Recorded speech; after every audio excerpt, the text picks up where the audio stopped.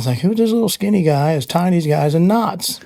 Is that really working? So he had a buddy that was a blue belt under Carlos Machado out of Texas, right there in northern Kentucky. He gave me his number. I called him and said, hey, man, I want to learn this jiu-jitsu stuff.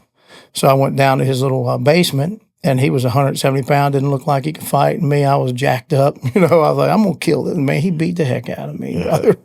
It was funny. And the funny thing is, like, he didn't teach me anything. He would teach me submissions, but not how to get to the position. Oh. But he's a blue belt.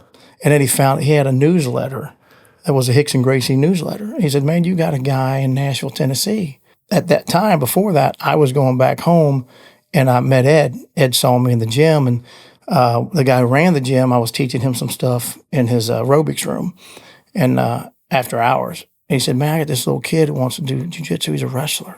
His name's Ed. And I said, cool, introduce me. And Ed Clay started talking to him, so I started teaching him jiu-jitsu. And he was a wrestler. He'd take me down, and I'd submit him. And then we just got into it. And then that's when I found that newsletter. My buddy said, you got a school there.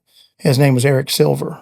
And Eric was a blue belt under Hickson. You know how people, when I see red, I'm a street fighter if you can beat me up, right? I wasn't that bad, but I called him. I said, hey, if y'all can beat me up, I'll sign up. Yeah. And they did. As soon as I went there, little blue belt's about 140 pounds, just kicking my butt. I said, Ed, I found us a place to train. And then that's how it started. Oh, that's awesome. And then turned into Nashville MMA and everything Ed from there. Ed got a business mind, man. He was, sure does. I'm going to open up a school. I said, really? He was only 18, so I'm thinking he's full of crap. And then start a magazine. Yeah, started a magazine, Submission Fighter.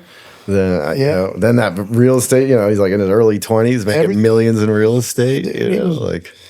I was like, this kid is amazing. Yeah. And he was. I met Ed at the first Hickson tournament. He came out from California, and I was promoting an event in Las Vegas, I think, at the time. I did the first jiu-jitsu tournament ever in Las Vegas.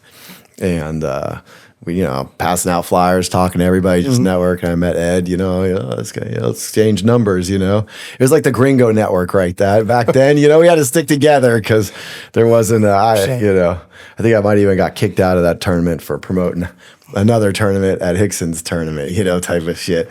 And, God forbid you want to grow jiu-jitsu a little bit. But, I had Gumby and we had onthemat.com then. And, we're the second jiu-jitsu website on the internet. Yeah. Still up. I still got you on my phone as Scotty on the mat. Yeah. Because I've had your number. That's how everybody has it. Yeah. That's so funny.